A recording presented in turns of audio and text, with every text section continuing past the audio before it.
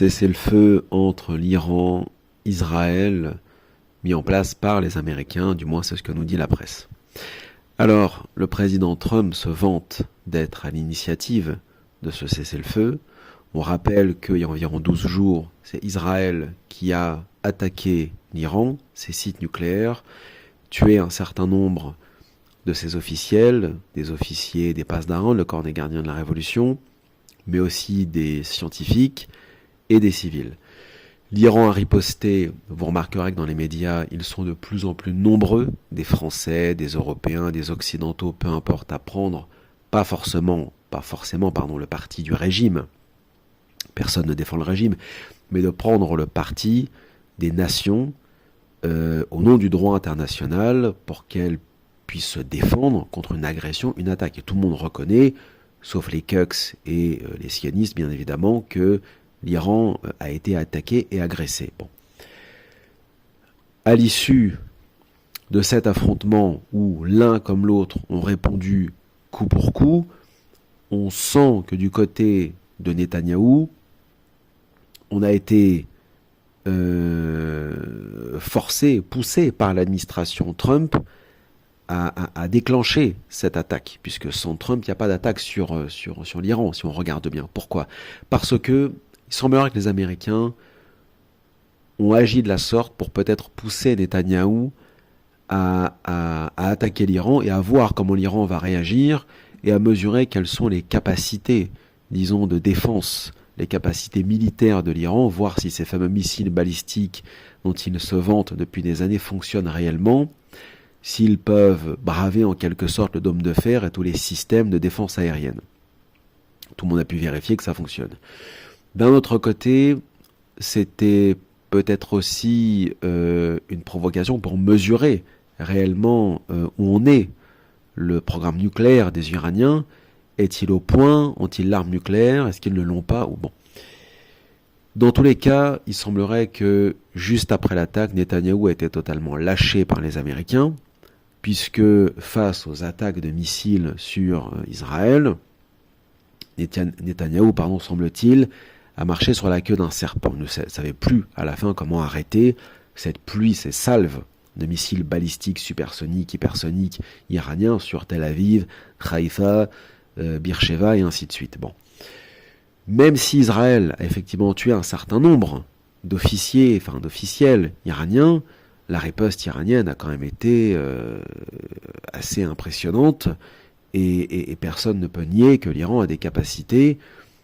Sont-elles supérieures à Israël? Ce n'est pas le sujet. En attendant, Israël s'est quand même vautré vers ce cessez-le-feu, bien qu'au sein du gouvernement Netanyahou, beaucoup s'y opposent fermement, considérant que Netanyahou n'a pas été jusqu'au bout. Alors, il y a une analyse, je pense, qui est importante à faire. C'est que même si Netanyahou a été poussé par l'administration américaine, il semblerait que Netanyahou souhaite terminer le travail qui n'a pas été fini par les néoconservateurs dans les années 2000.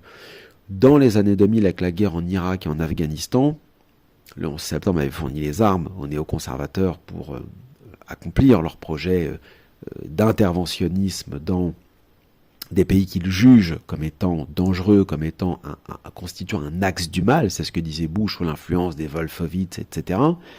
Mais Bush s'est vautré et son administration, sûrement motivée par le renseignement militaire, le Pentagone et les autres, l'ont stoppé et ont arrêté brusquement cette guerre en Irak et en Afghanistan qui n'avait aucun sens, même si les Américains ont mis du temps à partir. Ils se sont rendus compte qu'il n'y avait pas d'armes de destruction massive en Irak et que la guerre pouvait durer encore très longtemps en Afghanistan mais aussi en Irak, donc tout a été stoppé net et cette utopie criminelle et terroriste, néoconservatrice, a viré au carnage, au cauchemar. Bon. Mais elle était totalement dans l'intérêt de Netanyahou, d'Ariel Sharon, des Israéliens. Dans les années 90 déjà, quand on posait la question à George Bush père, George Bush senior, qu'est-ce que le mouvement des néoconservateurs? Il répondait Israël. Bon. Là, Netanyahou semble motivé pour pousser, pour terminer, on va dire, ce travail des néocons qui n'a pas été terminé. Il a bombardé le Yémen, Irak, Gaza, il attaque la Cisjordanie tous les jours, il a bombardé massivement la Syrie depuis la chute ou la fuite de Bachar al-Assad, il a bombardé le Liban, là il bombarde l'Iran, après ce sera peut-être le Pakistan, puis après la Turquie, puis ça ne s'arrêtera jamais en fait. Ça ne s'arrêtera jamais parce que c'est dans l'ADN du sionisme, c'est toujours de pousser ses frontières plus loin, dans l'idée toujours pareil de créer ce grand Israël messianique pour des sionistes religieux comme Smotrich Ben-Gvir, laïque mais ultra-nationaliste comme le défendent le Likoud, c'est la doctrine Jabotinsky, un grand Israël, un empire israélien, un empire israélite entre parenthèses. Et Netanyahou a peut-être été trop gourmand en attaquant l'Iran, puisqu'au final, les capacités de défense iraniennes sont là, on peut pas les nier. Bon, c'est pas comme attaquer Gaza, le Liban ou le Yémen. Bon. Du coup, même Trump est obligé de faire marche arrière, et les frappes des B-2, des bombardiers américains sur plusieurs sites iraniens nucléaires, soi-disant, en vérité, ont été, d'abord, bon, certes, représentent une agression de plus sur l'Iran et une attaque, mais surtout une violation totale de la souveraineté iranienne, de son espace aérien, et ainsi de suite, et une agression tout court, mais ce sont des frappes ridicules, dans la mesure où les centrales nucléaires qui ont été visées avaient été vidées la semaine précédente après l'attaque israélienne. Et ça, le renseignement militaire américain le sait très bien. Donc, ces frappes, qu'est-ce qu'elles sont ? Est-ce qu'elles sont des frappes pour que Trump ne perde pas la face à l'Iran qui a réagi avec une extrême brutalité contre Israël ? Est-ce que ce sont des frappes pour contenter Netanyahou ? Trump aujourd'hui s'en est pris à Israël. Demain, qu'est-ce qu'il dira ? Puisque c'est un peu un clown, quand même. Trump, il change d'avis comme de chemise et est capable de dire tout et son contraire. C'est une girouette. Est-il fou ? Est-ce qu'il joue ? Bref. Dans tous les cas, rappelons que Donald Trump a été élu sur un programme America First, c'est-à-dire l'Amérique d'abord. C'est le slogan dans les années 30-40 de Charles Lindbergh, l'aviateur. Bon, Charles Lindbergh était ouvertement national-socialiste, anti-judaïsme et ainsi de suite. Bon, Trump n'en est pas là. Mais si il s'avère que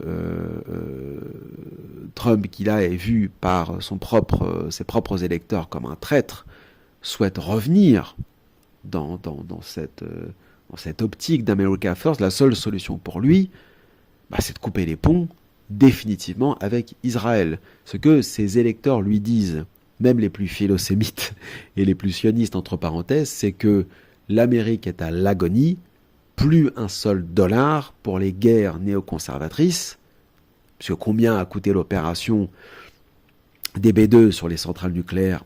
Très cher. Combien a coûté sa petite escapade au Yémen ? Plus d'$1 million, bien plus en vérité, puisque les Houthis ont abattu au moins 24 drones MQ-9 Reaper, la faucheuse, à $30 millions peut-être le drone, je ne sais plus exactement. On est, ça se chiffre en milliards. Bon, donc on est sur des sommes astronomiques dépensées en quelques mois, et toujours rien pour les Américains, c'est-à-dire pour les gogoïmes américains, les propres électeurs de Trump, du fin fond de la Bible Belt, du fin fond du Texas, de l'Arkansas, du Tennessee, du Mississippi, et ainsi de suite. Rien, toujours pas $1.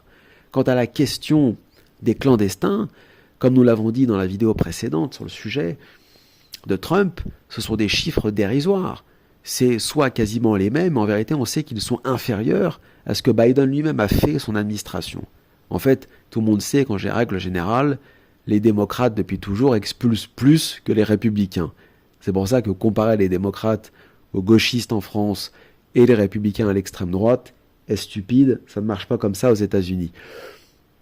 La seule façon pour Trump de récupérer son public et de passer pour autre chose que pour un clown ou un fou, c'est de revenir à son slogan America First, de servir son petit peuple, les white trash et les petits blacks du fin fond de Chicago, Détroit, Pittsburgh, Baltimore, la Philadelphie et toutes ces zones hors contrôle, zombifiées au fentanyl et ainsi de suite, et d'arrêter ces escapades foireuses qui coûtent des milliards aux Américains pour rien en termes de résultats, si ce n'est des morts civiles.